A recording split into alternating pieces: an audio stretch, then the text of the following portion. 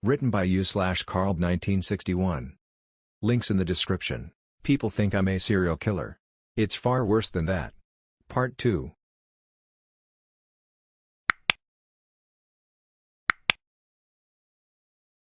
Was taken aback a little by what he had said.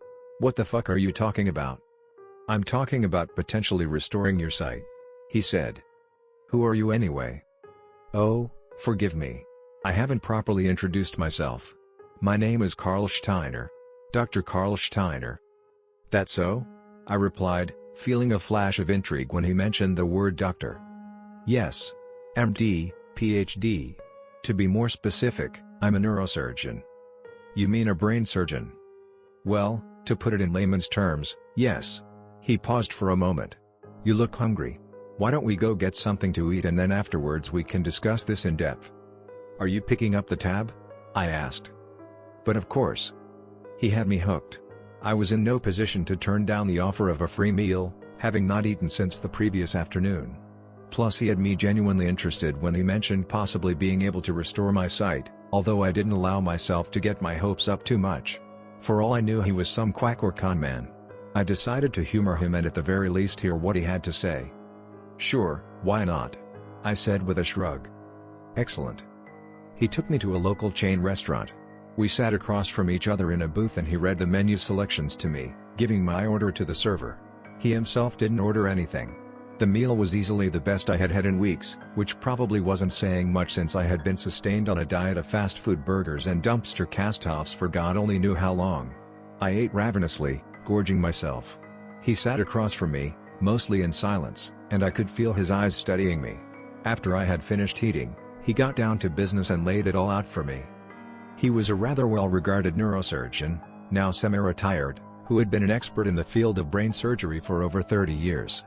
He had once worked for a major city hospital before stepping down and now worked teaching as a professor at a nearby medical school. He had recently made a major breakthrough in neurosurgery and devised a radical new procedure to repair damage to the occipital lobe in the brain, the part of the brain that controlled vision. The part of my brain that had been turned into paste thanks to dear old Dad back when I was 8. He and his colleagues were looking for volunteer test subjects to try this new procedure out on, and I fit the bill.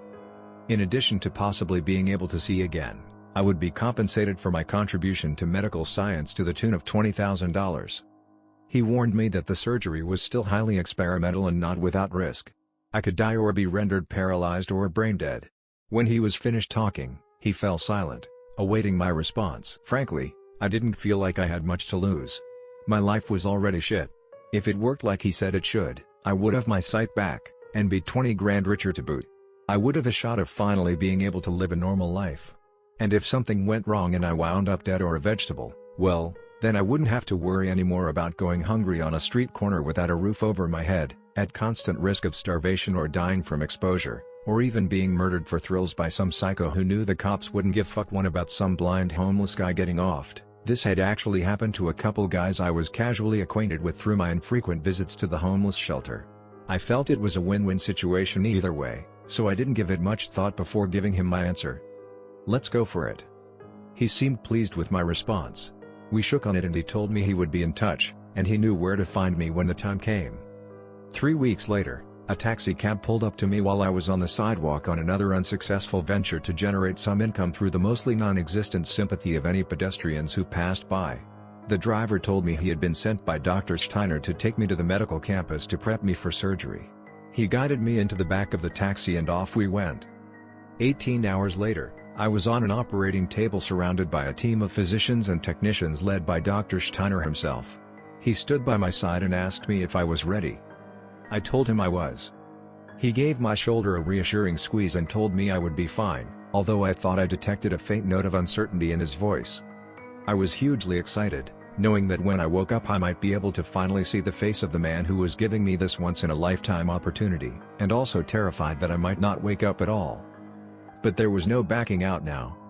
The anesthesiologist placed the mask over my face and I breathed deeply, fading into the blackness without even knowing it, because the blackness had already been there all along.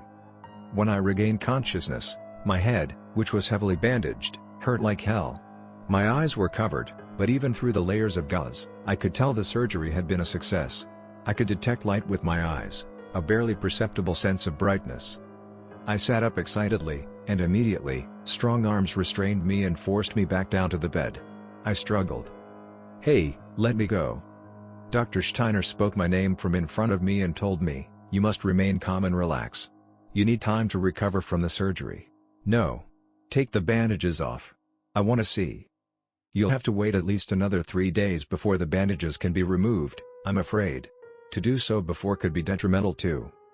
"But you don't understand," I shouted. "It worked.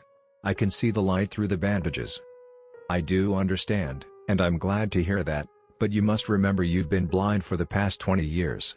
Your eyes will be extremely sensitive to light and it could be very painful. You'll need to keep them covered until they've had time to adjust to what light they can already perceive." "Fuck you, man," I screamed. "If you don't calm down, I'm afraid I'll have to have your arms put in restraints and administer a sedative," he told me in a stern, authoritative voice. I sighed and finally relented. The arms holding me down, which I assumed belonged to a pair of orderlies, released me. Dr. Steiner spoke to me in a gentler tone. "I can understand your excitement, and I know you're eager to see again, but this is necessary. All good things take time." "If you say so," I muttered. I heard Dr. Steiner leave, but the 2 orderlies stayed with me in what I presumed was some kind of post-op recovery room to make sure I didn't try unwrapping my eyes myself. I lay there feeling miserable.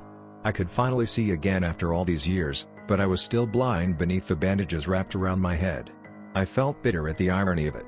The next 3 days were going to be an eternity. If I had known what was to come, I would have kept my eyes bandaged. I would have preferred being blind,